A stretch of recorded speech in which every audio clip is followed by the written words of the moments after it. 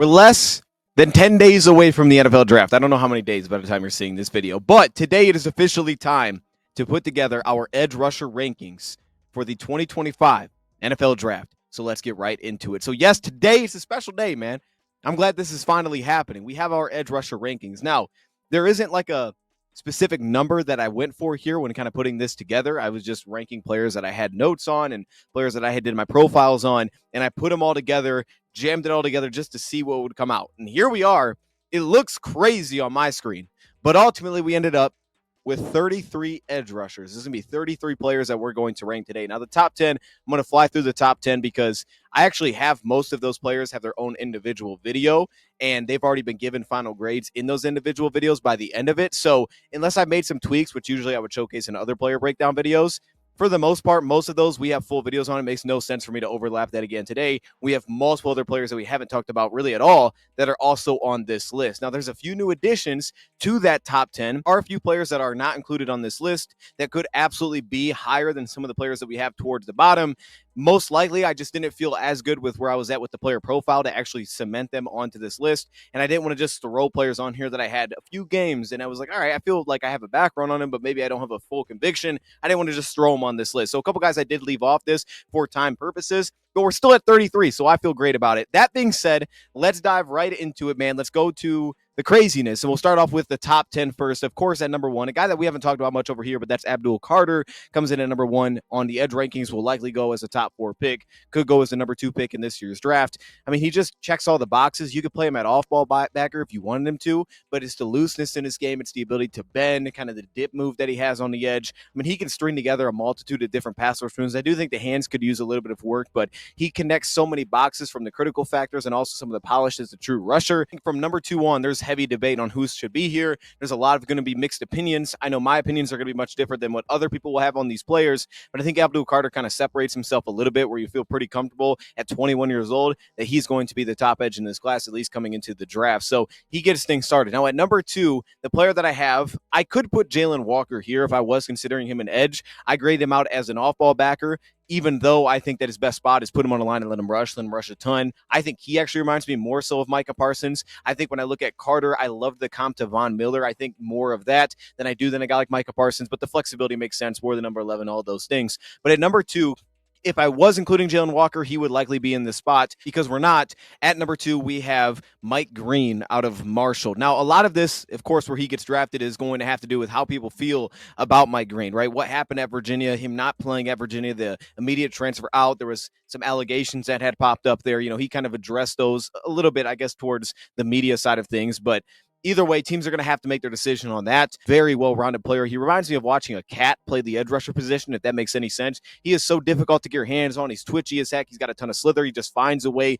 to the football. And to me, he's really strong in most categories. Surprisingly enough, I actually just came away with a good grade as a pass rusher here. I could see the case for this being a little bit higher. I would like to see him against better competition more consistently. Of course, he made some flashes at the Senior Bowl, but his Senior Bowl performance for me wasn't overwhelming. I don't think there's a huge gap between Mike Green and who's at number 3 for me. I actually considered flipping these two, and again, the off the field stuff could flip where they end up getting drafted, but for me, Mike Green is still very explosive off the line. His play strength is probably the biggest positive because I think it's slightly above average for a guy that's listed in as a redshirt junior at 6'3", 250 pounds. For that to be above average, he also has length that could translate to next level 32-inch arms, which I can absolutely buy into, and he's got such a diverse pass rush package that he could tap into. There was a multitude of moves that you felt very comfortable with, the angles that he would set up to win as a pass rusher, some of the spin move that you would see him kind of dial into. Now, I thought there was some predictability with that because of those angles. Club skip that he would get to, swim that was successful as well. He could create a little bit of speed to power. Again, I didn't feel like he blew me away when you talk about the Senior Bowl performance. Obviously, the big play where he ran over Connerly was kind of the big one, but that's mainly because that's what he was in college. Like, he gets off the ball so well. He strides really well for a guy that's not massive. I mean, 6'3". He strides incredibly well left field. Is very threatening. And if you're out late, man, he's going to run you over. I think his hand usage is at a really high level right now. His shed ability is strong. He's hard to stay in contact with. So ultimately, for me, he just checks a lot of boxes. Mike Green ends up getting the nod at number 2. And again, focus on a lot of these rankings are mainly just on what I've seen from the player. This is not based on like where do I think they're going to go in the draft. This is just my grades on the player, and it's also really not including much of the off the field discussion because, of course, that can impact a lot of players on here, and we'll just have to see how that shakes out. At number 3, I have Michael Williams. Won't spend much time here, but I'm a Michael Williams guy. I think that his ceiling is incredibly high. I think he looked more athletic this past season, contrary to what some think of. He had the ankle injury, he played through that. I think that's great, but I also think that he looked more athletic still this past season. With that being the case, he was still relatively productive. He had pretty limited snaps. He was very rotational. Of course, the alignment always comes into question. Like the alignment they were playing is going to translate better.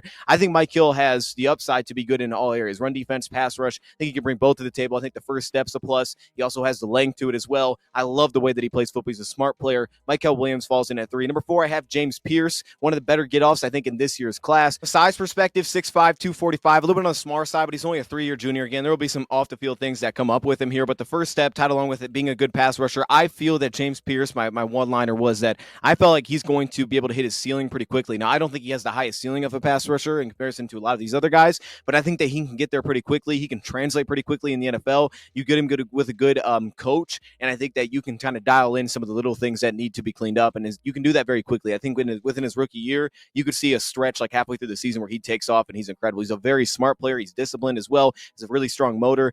I like a lot of things about his game. Some off-the-field stuff will come up with him, but he comes in at 4 for me. At 5, Donovan Ezaraku. He's been pretty consistently high for me. It's the pass rush ability. Now, less effective speed to power, being an overwhelming piece at the next level, does draw some concern early within his career because sometimes those guys don't immediately pop in the NFL, where it's like, hey, look, he looks nuanced in college, but so many of these guys, they have one move that they kind of get to. It doesn't always look that mastered, but it's kind of like their thing they get to. A lot of these guys don't have much of a pass rush plan. So when you have a guy that kind of does, like Donovan Ezaraku, or obviously a Mike Green, who has a diverse multitude of ways to win, I mean, everybody that's good in the NFL usually has a little package that they can get to as a rusher. But if you can just overwhelm guys physically, that can connect fast. And I don't think that's going to be Donovan Ezaraku. So we'll have to see how fast it comes along. There's obviously a certain role that you want this player in. I think he holds up pretty well against the run, considering his size. We have a full video on him, but for me, it's what he is as a pass rusher. He's super bendy on the edge. We all know that. So for me, I think his hand usage is really strong as well. Donovan Ezaraku's at 5. At 6, I put Shamar Stewart.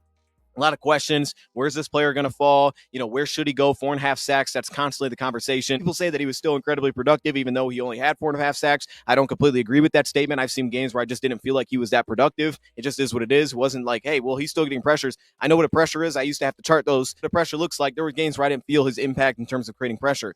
That said, though, the critical factors are still fantastic across the board with this piece. You are betting on some of that in terms of like, what can we get this to as a player? He also shows that when he's playing at his fastest, I don't know if there's an edge rusher that can rival him in this year's class. I think he might have the best first step potentially in this year's class. I think it's great. And he can just look like he's playing in fast forward when he rolls off the line of scrimmage when it's at his top end. The question is going to be having him play at that top speed. Full video on him up as well. All right, let's go to number 7. We have Jack Sawyer. I know it seems like he's moving around rankings for everybody. For me, he kind of stands pat here at number 7. But the guy at number 8 is actually the player that I was really considering flipping him with that wasn't in our top 10. He's the first guy who's going to shake this up. I'm a Jack Sawyer fan. There's a role for him. If you want a guy that has the ceiling to be an incredibly high pass rusher, probably wouldn't draft Jack Sawyer. It wouldn't be the guy that I would like bank on that with. But if you have a pass rusher that you like, you have an edge that you really like, you want him to be inconsistent, you want a smart player, you want a tough player, you want a guy that's going to play the run, that's rugged, Jack Sawyer makes a lot of sense. I think he could be a very high floor player. That's why he's at 7. But at 8, this is the first time we kind of get a new addition. So I'll slow it down and get a little bit of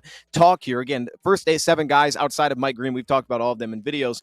I'm going to go to Braden Swinson, comes in at number 8. He gets into the top 10, heavily considering flipping him with Jack Sawyer. I think he's the most interesting player within my top 10 here because to me, I feel very comfortable if someone wanted to raise him probably anywhere up to number 5. Like, I think he could be a top 5. You could visualize him as a top 5 edge. I think that's possible. The gaps aren't massive here when I get to these players. There's definitely things that I want to have improved within his game. My first impression was, man, he looks like a mini Marcus Davenport. Now, Bill Wise at 6'3.5", 255. That's not really him exactly. But Braden Swinson is just so fun to watch, and I think he brings so much upside as a pass rusher, ways to win. I wish his bend was a little bit better, maybe better, stronger ankle flexion at the top of the rush so that we could more consistently kind of live in that. But his arm length is really strong, over 33 inches. He's got big hands as well. Production is there. However, he was kind of a late riser, right, this past season, goes to LSU, transfer from Oregon. He kind of breaks out for LSU. But I love the way that he plays the game of football, man. This guy is energetic. He's a very strong player. I had to drop my grade a little bit there, but I think that he is very good play strength, good to very good play strength. I think that his first step can be incredibly impactful. He can also play with a speed and pace that feels like an NFL pace immediately at the next level. And then also his ability to rush passer. I think it's still good right now. I think there's areas that could be improved, but he also shows a variety. His ability to kind of change up how he attacks guys at the top of the rush, some of the body movement, some of the slipperiness that he can create in really tight quarters is also incredibly noticeable as well. When he does get some clean speed to power, you'll see that transition. It's tight, it's crisp, it can be explosive into the point of attack. I think there's going to be improvements need to be made in terms of just hand usage in general, shedding blocks more consistently. That's a big area for me there. Again, he's going to drive tight ends behind the line of scrimmage. From just the way that he enters into contact, it could be a little bit messy, kind of ducking his head into contact a little bit as well. But then I also look at the aspect of him as a closer. I think there is some juice there, more so than what I kind of initially thought with the player. It's just some of the body control can kind of throw it off. You'll see him kind of get knocked off his pass rush route. That can be a problem. And also, even just some of the agility is just kind of more average to me as a whole here. So there's some of the positional factors that need growth, but the critical factors to a smaller degree kind of feels like Jamar Stewart type, where it's like, man, this guy has a lot of things that you're going to like at the next level and a little bit of a different body type. But Braden Swinson is a ton of fun to watch. I'd love to see him as a Lions fan on the Lions. Let's go to number 9, because at number 9, we have Nick Scorton out of Texas A&M, transfer from Purdue. His Purdue film, to me, it brings some excitement because you see him at a body type where he almost looks like Elijah Roberts in this year's draft, where he's much lighter. And that's what he showed up as, about 260 pounds. He holds that weight really well. He's a dense player. But I also still felt when watching 2023 that he didn't tap into kind of the things that I was hoping, right? You're playing outside the tackle more. You're playing stand-up role. I want to see him be more explosive, just running over guys. I want to see that real dominant speed to power at this size. And he just didn't really feel that then either. So you go to Texas A&M, makes sense they put on weight for him. He's living between the tackles a little bit more. I still feel like he's more kind of a outfield player, split some gaps, settling down, holding his ground, maybe more inconsistent as a player. That consistent, just overwhelming power at the point of attack is also a little bit more inconsistent for me. He can rush a little bit more straight up, which is why he's so good kind of crossing face. See, the anchor can be a little bit inconsistent as well, just kind of maintaining balance throughout the rep. But to me, his play strength does show up. There's just a certain style that Nick Scorn's going to fit for. He's a young player, very productive. I think the fact that we've seen him in really 2 different body types could be intriguing to teams at the next level to take a swing on this piece. Again, we have a full video out on Nick Scorn right now. And then number 10, I have JT Tuimoloau, who wraps up my top 10. Again, I don't think I was as high as others maybe on JT, but I think there's been a lot of buzz brewing with JT Tuimoloau. You have a full video on this player, so definitely go check that out. But I think it's the well-rounded nature of his game, his ability to play with power in his game. I just wonder about really, truly some of the upside. I think his ceiling is a little bit more limited as a pure pass rusher. So for me, he comes in at number 10. That's a top 10. Gave a little attention to each of those guys. But now kind of going forward, I definitely want to really focus on the players that we haven't done a video on already, because most of these players that we haven't. So let's get right into it. Number 11. Coming in at number 11 is Jordan Burch out of Oregon. I think that he has a ton of upside as a pass rusher. He's got play strength that can be showcased. He has flexibility. He's capable of working in space. He's got flexion and slip blocks. He's got kind of that bigger DN style. South Carolina to Oregon. It's a 5-year senior, but he's a player that, again, you kind of buy in more so for the critical factors here. It's just there's a very inconsistent plan to his game. The first step can be effective, though, which is nice. And when it is effective, it makes his whole pass rush effective. So for me, I'm still a Jordan Burch believer, having him right outside the top 10 there. Very differing opinions when it comes to where Jordan Burch is, but we have a full video on him as well as the guy at number 12, which to me is Landon Jackson out of Arkansas. I did a full video on this player. We saw the GPS score, then he ended up kind of tapping in. I'm not as high on him because I wonder a little bit more about being a true pocket collapser at the next level. He reminded me personally of Zadarius Smith, the way that he wins, the way that he finds to get kind of the top edge, kind of get on the top shoulder of an offensive lineman, kind of squeeze the top of the pocket. He's a very good athlete. He's got versatility, can stand up, can put his hand in the dirt. He reminded me of Zadarius, just how he wins as a pass rusher, but he has a physical build that's incredibly intriguing as well. And again, he was another kind of late breakout player, I believe transferred from LSU over, and even in the Senior Bowl, a couple of those days, right towards the end, you kind of felt him come on a little bit. Feels like a true team player there, someone that most teams will be interested in to some degree. I'm just maybe not as high as others, but I have him at 12. All right, let's go next. Number 13, we have Josiah Stewart out of Michigan. This is a player that to me has, I would say, rose up a little bit, but for me, I've been very high on Josiah. First impression on Josiah, was really back towards the Senior Bowl, but it was in preparation for the Senior Bowl, and I was a huge fan of Josiah Stewart. That was all the questions that people had about his build and what he initially meets the eye when he first sees Josiah Stewart, to me, I just didn't feel as much of that when watching him. I didn't feel as concerned when watching him that some of those were issues. Now, to me, again, his play strength, that's still something that's still slightly below average. And obviously, there's a certain role, and that's what matters with edge rushers as well, is like what's the fit, who is he landing with, that matters. But for me, I think he's one of the best pass rushers in this class. I have him as a similar grade to a guy like Donovan Ezaraku as a true pass rusher. And I do think that he's shown some flashes to be able to get to some of that speed to power. He has another play speed that looks like an NFL player immediately, and I think he actually plays well there. Special teams could also be a transition for him early. The length you wish was a little bit better. It's sub 32 inches, and some of those areas want to clean up a little bit. Hand usage, shed to me is a little bit above average. There's some agility to his game, kind of the way that you'll see him scrape down, work down the line of scrimmage, but he's good off the ball, and he's a very good pass rusher, and those two things is what I'm absolutely buying into, and I could see him going higher than this. There's going to be limitations because of his build. 6'1", 250 pounds with sub 32-inch arms. He was incredibly productive, as we saw from Coastal Carolina, transferring over to Michigan, was incredibly productive, especially this past season.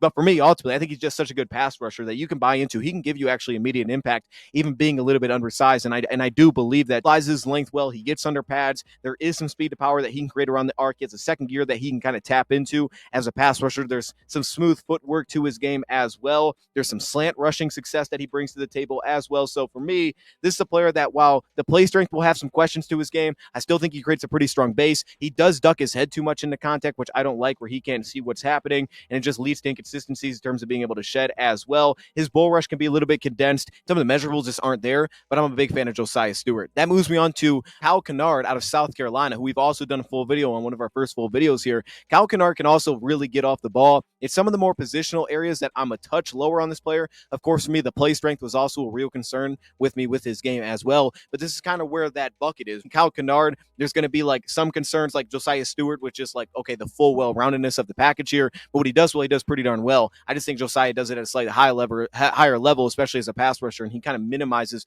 some of those weaknesses a little bit better to me. Has fantastic footwork that constantly leads to wins. You see the skip step moves, which are really nice, and the way that he attaches a little hesitation to it to really try to sell it back to the inside. My biggest gripe with this footwork for the most part is that I think at times the pacing can be a little bit off, where it feels like it can be a little bit closer to one speed, or it can be a little bit slow and not as sudden or as twitchy as you would like to see, which allows offensive tackles to get back in. And then Jackson and Birch, right, we'll have to see who's all in on those kind of pieces. Jackson a little bit lower of a ceiling for me, but also a guy like Birch hasn't really put it all together yet. That moves me on next up, and I think this would put us at number 15. Let's get to our top 15. Number 15, we have Savion Jones out of LSU, man. I'm excited that Savion ended up working his way this high. He is one of the most fun edge rushers, I think, to watch. 6'5", 280. That build, 33.5-inch arms, over 10-inch hands, tested out pretty well, 33-inch vert, 9'11" broad jump, 19 bench press reps. You'll see the power. It's very noticeable within his game. It's good to very good. Areas here where I wish there was more that he would tap into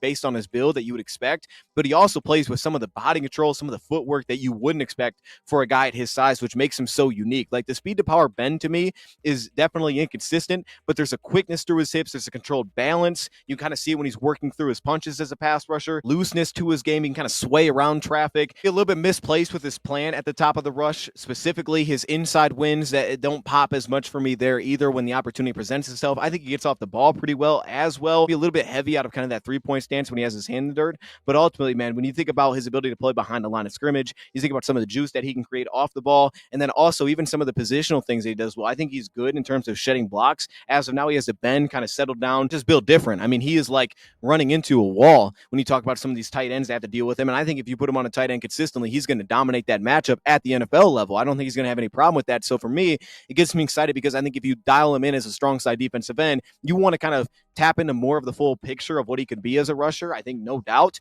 but you also feel pretty confident like, okay, this guy's going to get his job done. You can see where he looks the part a little bit as an NFL piece right now. Hand usage needs a little bit of work to me, but the agility being a good grade is crazy for a guy that's 6'5", 280, but it is why he's number 15.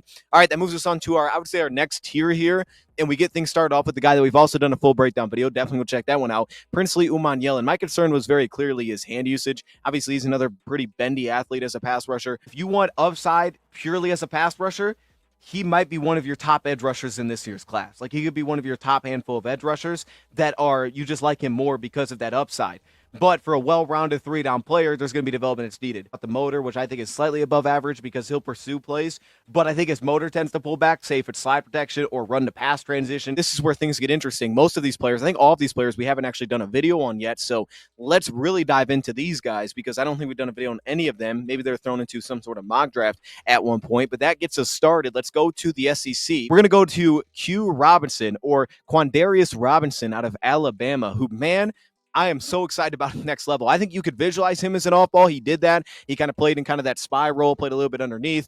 You could look at him like that, but I think the more you watch him, obviously he played a very limited amount of snaps, had the injury, took him out, played less than 200 snaps this past season.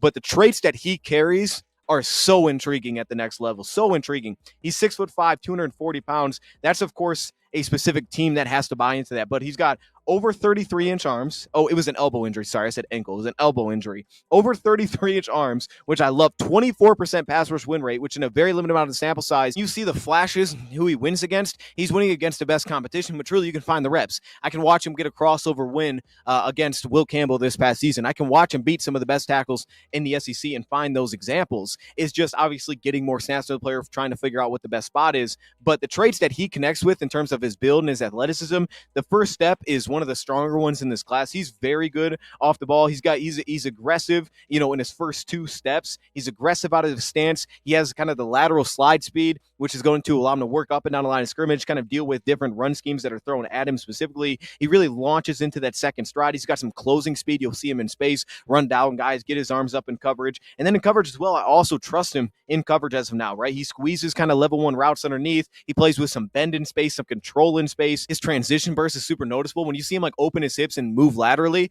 it's super fluid. It's very noticeable. There's a burst to his game, and that translates across the board. Now, his play strength to me is slightly below average. I do think he has the hips that he can unlock, create a little bit of force through that specifically. He has the bend, which can allow him to kind of set an anchor, specifically if he's able to work on tight ends. It didn't feel like an overwhelming red flag for me either.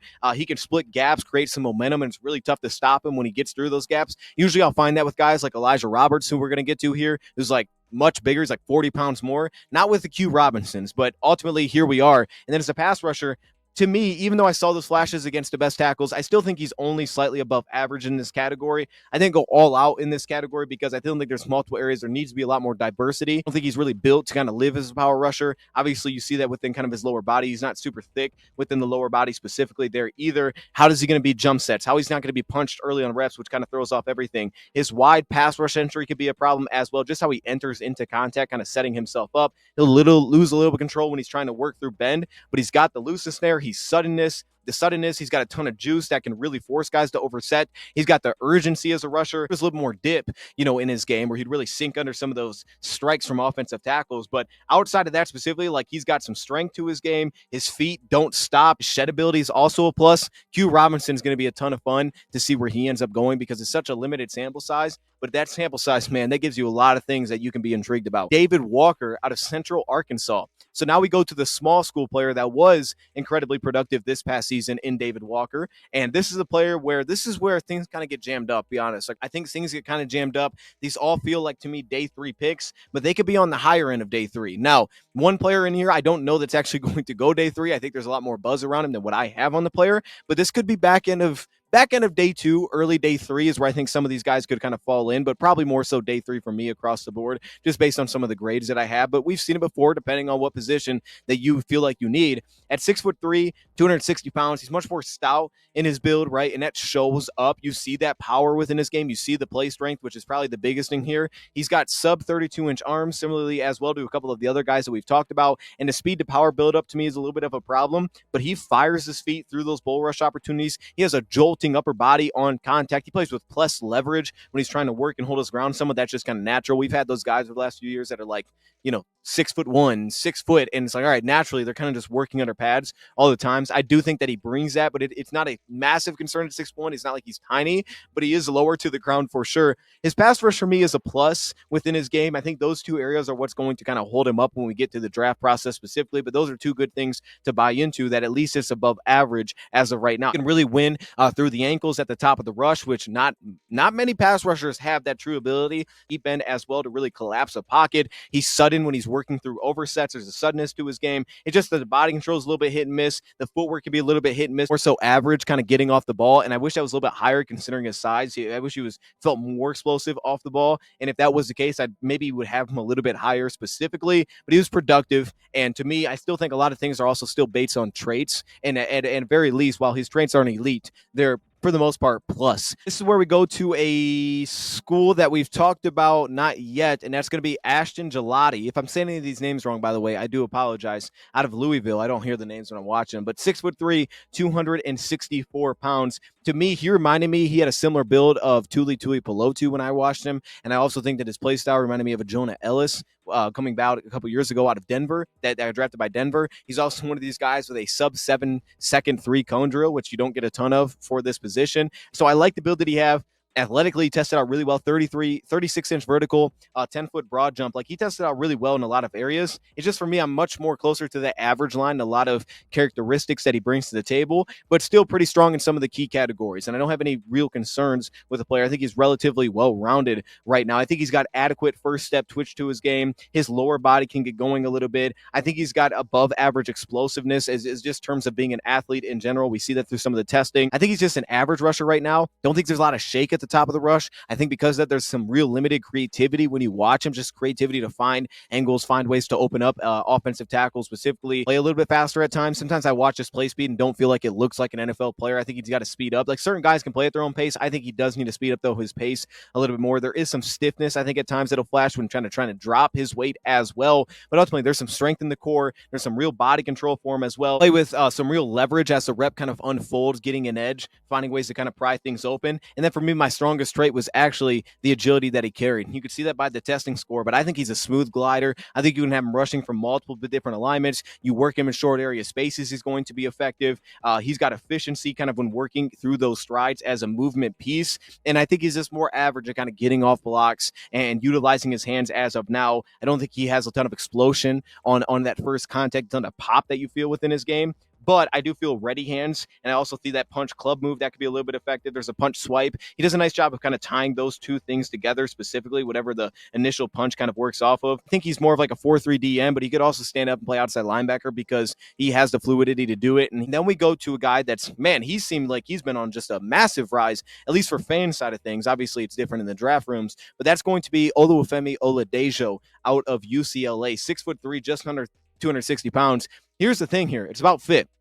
And depending on what you're looking at in this category, this player could go a lot higher, and I wouldn't be surprised if he does. If he goes day 2, I'd understand it. And for me, Oladejo, I think about a guy like Swinson I throw into this category. Of course, everybody talks about Shamar Stewart, but there's a few guys, maybe Jordan Birch, that have like some traits that you really like. I just think Oladejo's not maybe to that level on some of those traits specifically, and also that I do feel like there's a little bit more rawness within his game than some of those other players as well. I love his build. I feel like he's definitely a developmental edge rusher though right now, but he checks a lot of the boxes in terms of traits, right? There's a lot of things you could buy into there, and if you look at it, right, like 4.5 sacks, 13.5 tackles for loss, which I think is a standout. He's got great length, 33.5 inches. He also tested well, over 36-inch vertical. The traits, the critical factors for me, it's the play strength that stands out. Like, to me, he's really well built throughout his frame. He's thick in the upper and the lower body, which I do like, and he's still able to carry some burst. With that, his foundation is really strong at the point of attack. Enters his bull rush opportunities with some real bend, diverse way,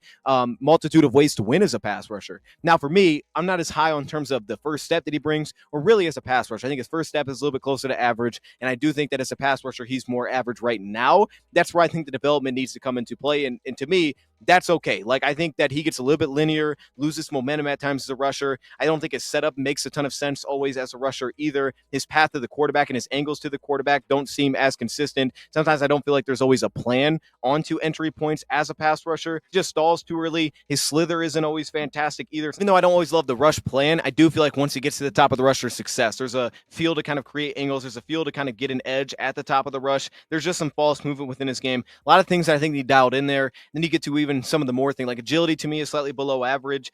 Shed ability is slightly below average. Hands are below average. So all of those categories to me need more refinement. So I think that he is a developmental piece, but I think based on his build, his athleticism, the way that he'll kind of pull himself out of gaps isn't great. Either his vision could be a little bit hit and miss. You'll see him overplay mesh points, but it's not alarming. Certain players do that a lot worse. I think there's a reason to buy into Oladejo going from off ball to on the line and buying into like what's the upside here. So he's at 20. Oladejo wraps up the top 20 for us. Next up, let's get into now 21, and this is where we go. This is where things get really interesting for me. We're going to go to Ahmed Hassanayan. I think that's how you say his name. This is the Boise State edge rusher that we have here at 6'2", 267 pounds. Side note, this is why I actually recorded this video a little bit later, is because I was trying to find my notes on this player. I was like, I have them. Where are they? I can't do it without it because I don't know where to put him on this list. But I found him. All right, that's why we're here. We found him. All right, we're good. Another guy that tested incredibly well, the 27 bench press reps, on top being 6'2", 267 pounds. The length is still a little bit above 32 inches. The production isn't as eye-popping as maybe some of these other players. Play strength, that's incredibly noticeable when you watch him. And that's kind of the thing that I think you're betting on with this piece, as well as the fact that he has some real agility to his game as well. Those are two things that I think you could buy into. To me, he works to leverage out his hips at the point of attack. He fires into kind of half-man opportunities as a rusher, which allows you to kind of just get an edge, push forward, create pocket push specifically. I think he drives through those top of rush positions really well specifically. But for me right now, I think that his pass rush is slightly below average, his ability there, but I like him a lot more on the inside. I think the more consistently you get him on the inside with that agility, that short area quickness, and also his ability to play with power and play through contact, I think if you're kicking him in the inside, you could find some early value as a sub-package rusher. Outside of that, though, I don't think he's going to be a consistent outside rusher, at least early on within his career, because he loses some of that momentum when he gets punched off his reps. He's trying to work on the outside. Opening angles on entry is also a little bit hit and miss as well, but he's got an effective crossover movement, that he could tap into. He absorbs contact, right? You'll see that on stunts. So I would put him on the interior and kind of let him go to work there specifically. He's got some quickness when he's working laterally. He's got a heavy punch that he can deliver, and you see his hand usage, which to me is below average. It's closer to a poor grade at times for me when I had him, but ultimately it's a really strong below average spot for me. There's a discipline when he works his entry. He has control when he works into contact. There needs to be more development here beyond kind of just getting into the rip. I don't think there's like a starting move or something that he actually attacks with first to consistently open up the rip as kind of the secondary. Let me finish the quarterback. Feels like sometimes he just kind of gets right to the rip move, and that's all that's there. I don't think there's always a great plan as a rusher specifically. There's a two-handed swipe that he can get it to a little bit, but that to me is just average in terms of consistency. But it's the play strength that he brings with. You put him on the inside, you buy into the athleticism, the agility that he brings to the table. And his first step to me is slightly below average, but that's something that can translate, especially towards the interior. Potentially could look a little bit better as well because, he can change pace. He has some of that buildup where he can go from not moving to kind of building up speed pretty quickly. Now, that may be better from a wider alignment, but I think it can also allow you to get through contact pretty quickly because you can change and charge and build up that speed a little bit for me as well. I think off the ball, it's a little bit more build up than it's sudden. So I would put him on the inside to pass rush. But as a run defender, you tie into play strength there, and you also look at the fact that, all right, hands need some work. Shed ability probably needs some work here as well. But the build is something that we really like. I think that's a day 3 pick written all over it. But he comes in at 21. All right, now we go to 22, and we go to Texas with Baron Sorrell. I think that's how you say his name. Again, apologize if I'm saying it wrong, but I'm probably messing this one up because I think I got the last one way wrong. So I'm probably actually messing up this one.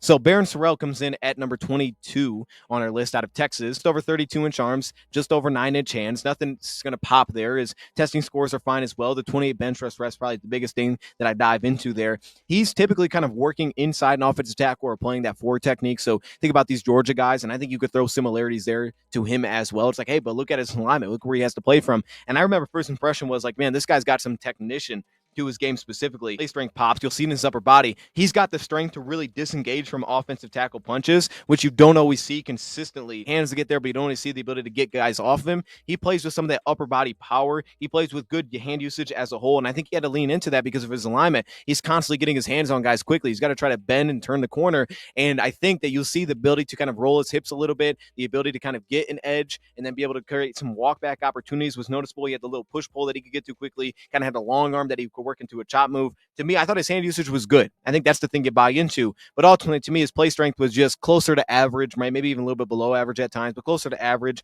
He does play with a nice little bend. He kind of plays with that forward, lean. But the problem is, anytime you saw him between the tackles, you get him with double teams, there was just no shot. He was just not going to hold an anchor in those spots. Footwork always made sense either for him to hold ground. I think that could be improved specifically, even truly down to how his feet are actually positioned on the ground to help himself out as well. Team kind of get pushed off a spot where he has the movement skills to kind of stick with it. I think he's got plus agility, but the power or the play strength doesn't show up consistently, setting the edge against a run, settling down, right? Maybe creating a knockback and pushing him into another gap. He can handle seal blocks a little bit. The upper body power is very noticeable. And to me, he can take on blocks pretty well as well. He can really settle himself down. So there is enough flexibility there. I just think that needs improvement. And it's a pass rusher. To me, it's closer to average right now. I do like the ways that he had to win and what he was able to kind of tap into as a pass rusher of finding ways to win. And there is some of that looseness within his lower body that allowed him to kind of, shift directions and kind of create some walkback opportunities. But I think he loses a lot of his speed when he's trying to get the speed of power. There's not a lot of juice that sustains throughout that.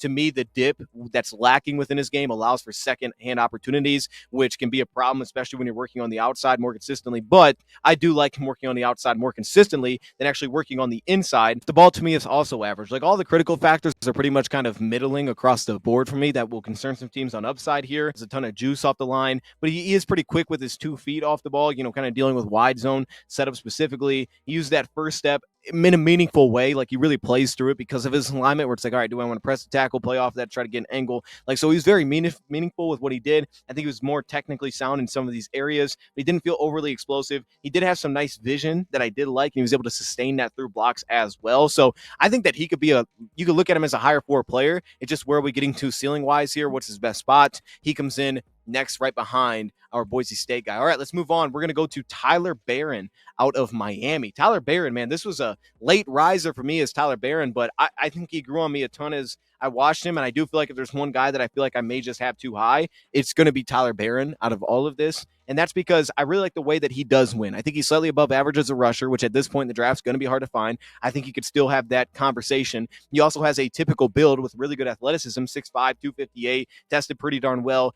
Arm length is above average, over 33 inches. Like, he has a lot of the qualities that you'd be looking for in day 3, which is not going to be easy to find. He was productive this past season after going to Miami from Tennessee, over nearly a 19% pressure rate. A lot of these things that you just wouldn't find day 3 that he brings to the table. It also leads to some concern because, to me, his play strength is below average, and maybe that's the case. Maybe that's why it's more concerning to take him at the spot. So I feel like I could be up on this one specifically. But as a pass rusher, to me, there's ankle strength to his game. I love the way that he kind of creates angles. I think he's a very nuanced rusher in terms of the way that he approaches, the subtle change of pace to his rush. You'll see it with kind of the skip and the dip move that he'll kind of throw into his game, right? And as the game goes on, he feels more and more impactful as the game rolls along. The angles that he plays with, there's some adequate bend, which is, it's fine. It's workable at the top of the rush. He's got kind of the stop and redirect that he can get to. He's pretty light on his toes as a mover. I think Tyler Barron's ability to rush a passer and have all of the traits that you look for in a day 3 pick is going to make him very intriguing. That's why he comes in next. Now let's go to BYU for a guy that, again, as a Lions fan, literally looks like Marcus Davenport, wears the 92 like Marcus Davenport did this past season.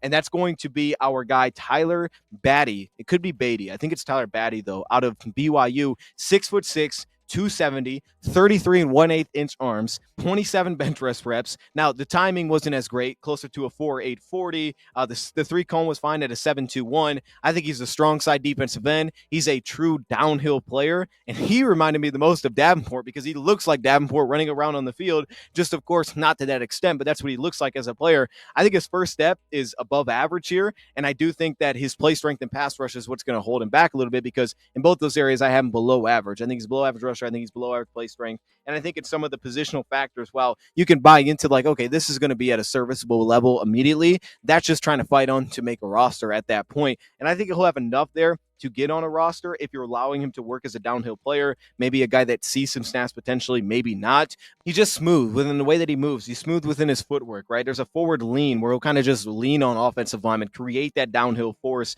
that he can lean into. Now, his body control can be a little bit hit and miss depending on what he throws at an offensive lineman. You'll see that with the long arm. You'll see the lack of suddenness at times within his game kind of pop up as well. His crossover is not square to the line of scrimmage, so when he tries to cross over or sidestep guys, he'll kind of get just turned out of the play. That's a problem problem specifically. And again, if his play strength was better, I'd probably have him much higher because I like a lot of these aspects. But the play strength being below average is a problem, or slightly below average. To me, he stalls out way too quickly in his bull rush opportunities. You can see him get kind of pushed around by tackles. If they enter correctly, he can kind of push out of the play, which is a problem. He does have some core strength to him, but to me, the control to deal with zone blocks is inconsistent. Lower body to kind of just control blocks through the rep doesn't showcase either as often. The leg drive to me is really lacking as a rusher. I wish that was higher. He kind of rushes again like Davenport, where it feels like a lot of it's happening through the upper body. It's less bend. He's kind of just like putting his head down and creating force that way.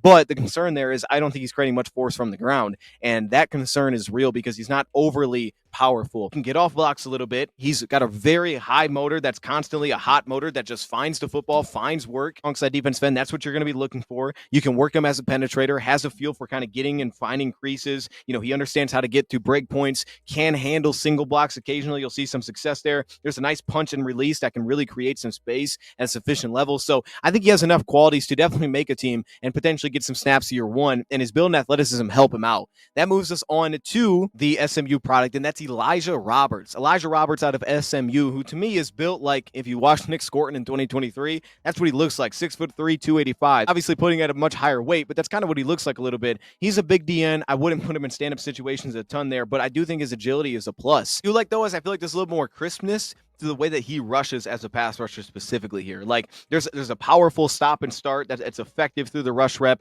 There's also when he kind of works some of his inside moves, they tend to connect pretty well when he's kind of working over a guard, maybe settling into three if he's working on a sub brush package. His short area kind of change of direction is something that you can buy into a little bit as well. There's a little bit of twitch there that I think you could buy into there. He's kind of good working through those small spaces, finding some slither opportunities. Once he gets through those small spaces, he's really hard to stop. It's like watching a semi truck kind of run through some of those just because of the way that he's built. It's a problem when he's working in some of those short areas. If he does get an edge, transition to stick and then drive into blocks, there's some speed to power that he can create there. To me, the play speed is not very elusive, which is probably why you'll want to kick him more towards the inside. But you also see too many inconsistencies of him getting turned sideways on the inside, where you don't feel some of that slipperiness, where you feel like, okay, he's trying to create depth, but he's not creating that much depth, and he's kind of just leaving himself exposed to get punched off some of these reps.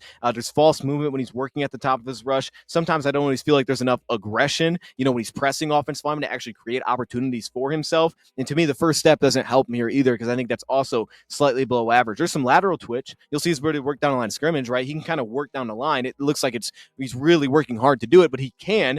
I just don't know that he has some of that dog to go to the interior and live in the interior. Like, I could visualize why a team might like him on the interior if you could put him back on 15 more pounds. Like, oh, let's just leave him in the inside. Maybe teams are trying to view him like that because there is some lateral twitch, but on the outside, it's just the first step doesn't really translate incredibly well. There is some play strength to his game. I just don't think it's that extent that I feel great about him on the interior, but that might be his best spot, right? There's some real upper body strength to his game. He's built well through his frame, kind of create power. He can really dip under blocks, create some power, and he does it really quickly. I think he shows sometimes that play speed to settle himself down, get under tackles, get under offensive linemen, create some drive initially, but ultimately for me, it's the positioning that he plays with when he's trying to set an edge, not that square into his bull rush, so way too often. I mean, that thing just stalls out like immediately. I thought he'd be able to create this more often. He doesn't. It stalls out way too often. He kind of gets thrown off his course when trying to work on the outside. That control into those entries is very messy, but he does play with some wide feet on entry. I think you could look him at as an interior guy.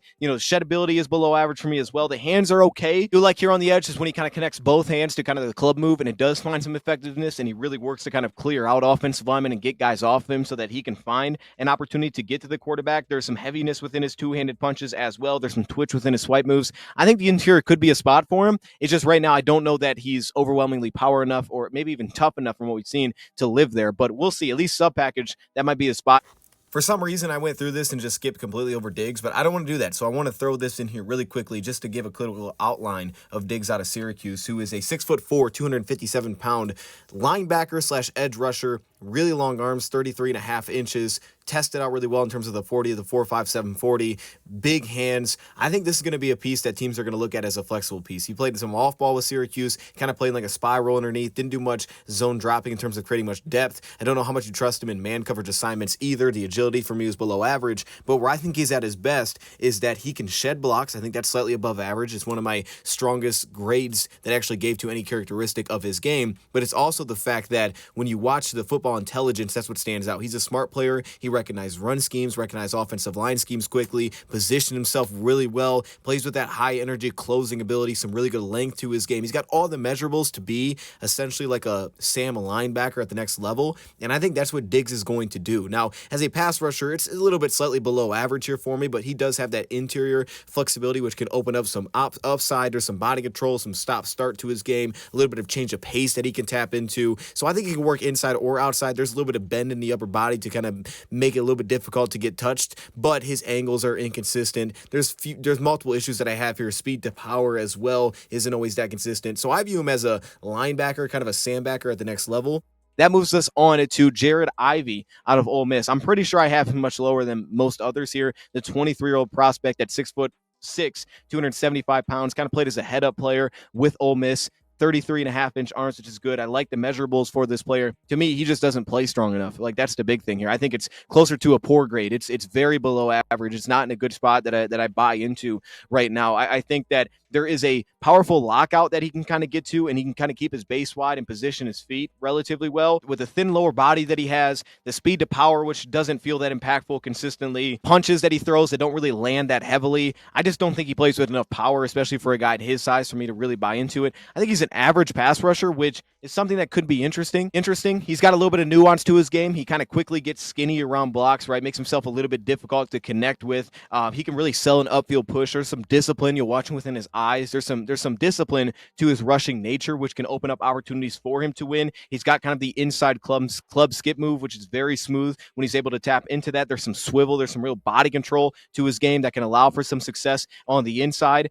I just think he's average as a rusher right now, and I don't think he plays incredibly powerful. His first step is at an area that's definitely draftable. To me, that's slightly above average. So is his hand usage as well. I think he can shed blocks at a sufficient level, and then also I don't think he's that agile as a mover. So those two things combined together is what drops him. I think that he's more of a day 3 pick, but at his build, teams may overlook some of the agility concerns, and they may feel that if they get him in the right spot and they position him better, that he could play a little more powerful. Maybe they pack on a little bit more to that frame, kind of fill it out maybe a little bit more.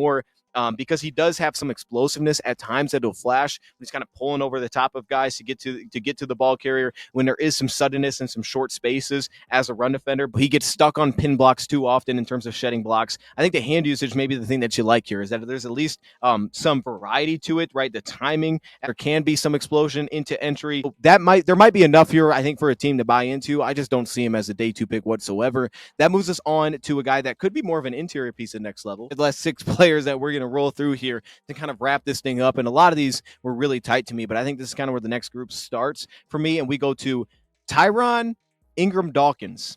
Not sure I'm saying his name right, out of Georgia. Could be looked at as more of an interior piece. For me, he's the ultimate competitor. I mean, you'll see he'll get in scrappy kind of battles with other offensive linemen. Sometimes I think it throws him out of the being aware of the scheme or where the play is developing towards, but he likes to battle, and he has the size that you like. Redshirt junior, 6'5", 276. He has sufficient arm length.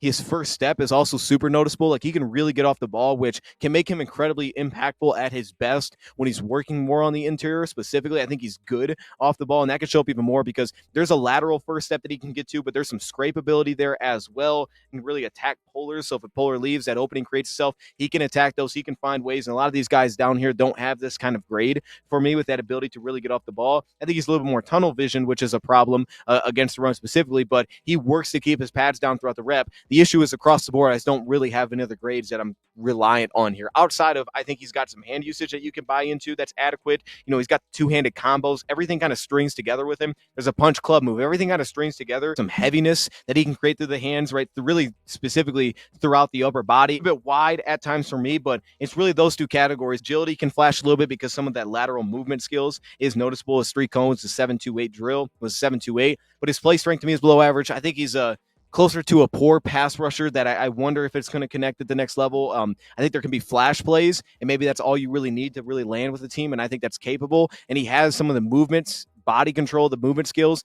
that could have a team, kind of connect and take a shot on him. And I would understand that. You're kind of betting on some upside probably at this point. And that ankle strength to me is an issue. He plays unbalanced a lot. He's got a slither. His slither is very upright as a rusher. He's got choppy movement as a pass rusher for me. I do think that there's some looseness within the upper body, which can open up some effectiveness in the interior. Those kind of things do connect pretty well to having success and at least making flash plays. Don't think there's a lot of creativity as a rusher. So for me, ultimately here, while there's some upper body power that he can kind of tap into. Me, it's just ultimately, I think he's very sufficient creating that power through the hips, creating that drive. He's dipping his head. His core strength to me is below average. The speed to power doesn't collapse the pocket consistently, and that's even more of an issue on the interior. So I think this is a player that could give you the flash plays, take a swing on him in day 3, and you might be happy with this draft pick. Like there's a reason to take a swing on him. That brings me to Antoine Powell Ryland out of Virginia Tech, one of the most productive 25 sacks, I believe, over the last 2 seasons, which is fantastic. Very undersized in terms of his build, 6'3", 258, but in terms of the length,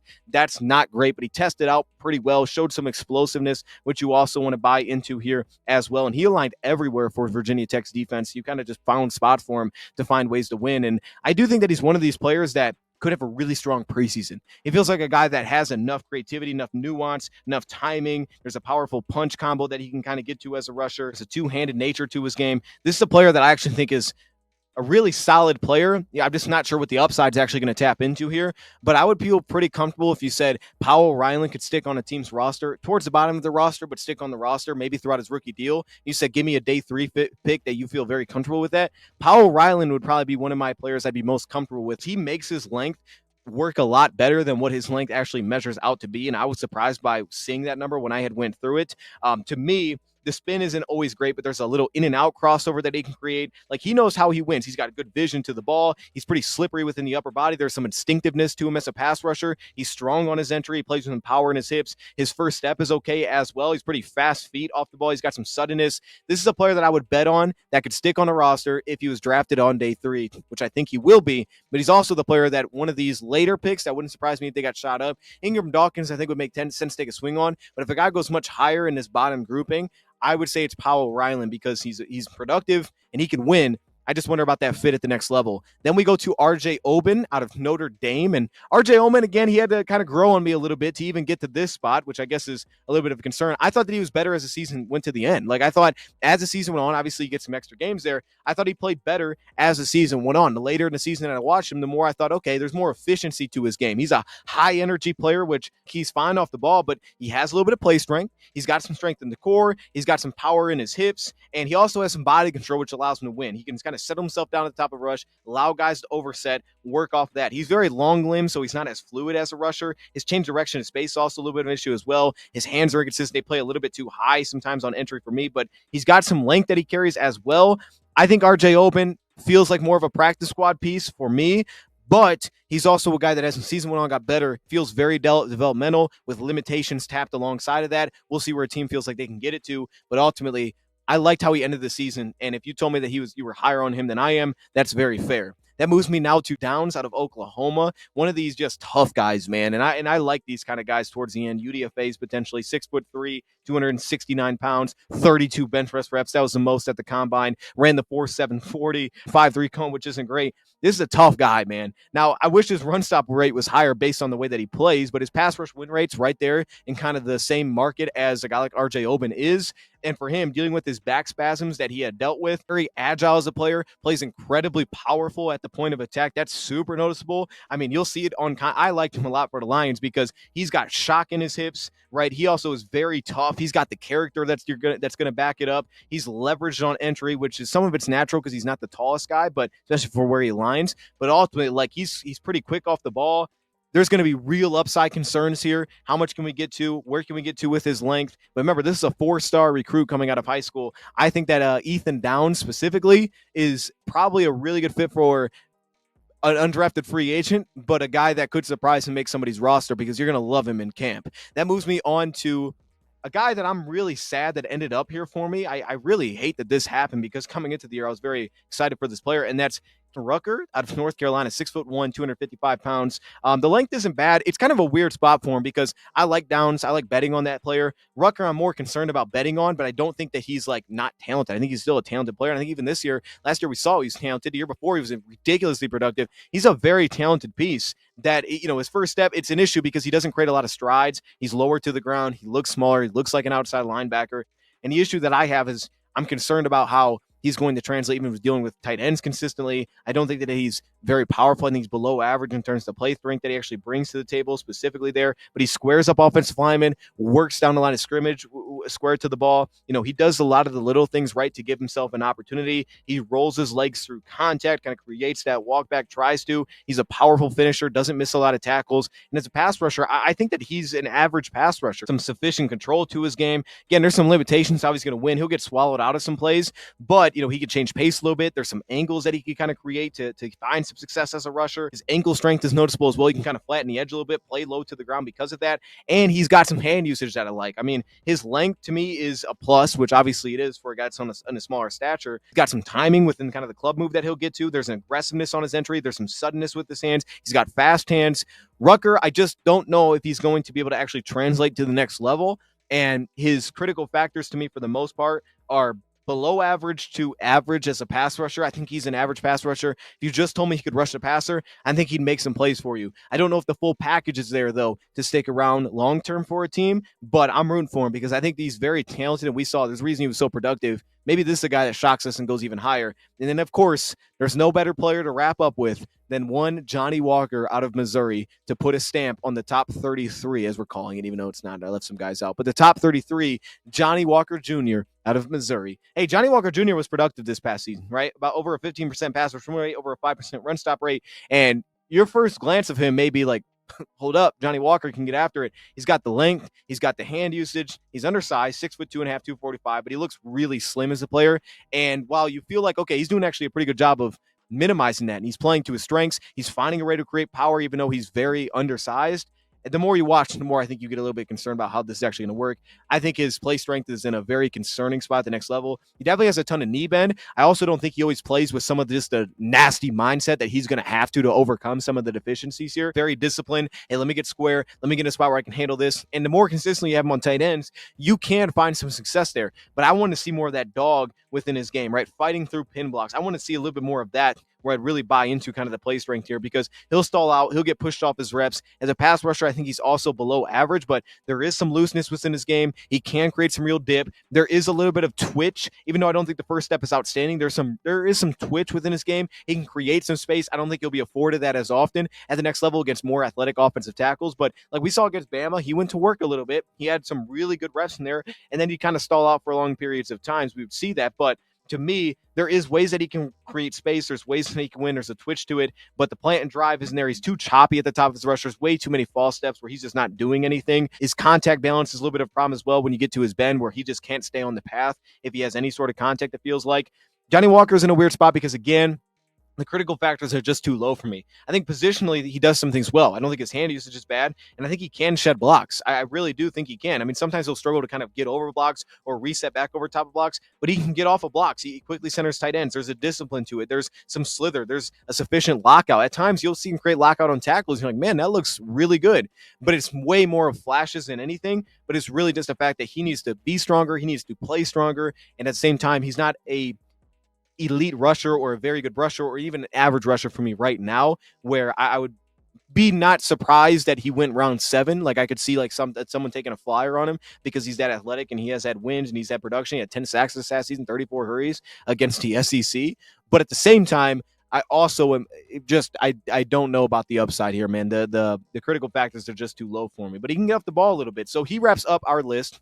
Someone that I do like, I can see taking a swing on him. That wraps up our 33 edge rushers ranked. Again, we left a few out here. One guy specifically that I want to put on this list was Josh Joyner. I just didn't have the profile finish where I was like, I'm just going to hold off. I don't want to force this. But I do like Josh Joyner. He'd probably be somewhere, I don't know exactly where I put him. He'd probably be somewhere kind of in the Batty or area out of BYU, maybe over there with Jared Ivey, somewhere there, maybe a little bit lower, maybe a little higher, but he's not on this list. So there you go, 33 players ranked at edge. Let me know your thoughts in the comments below. Thank you, Brad, for watching, and I'm out.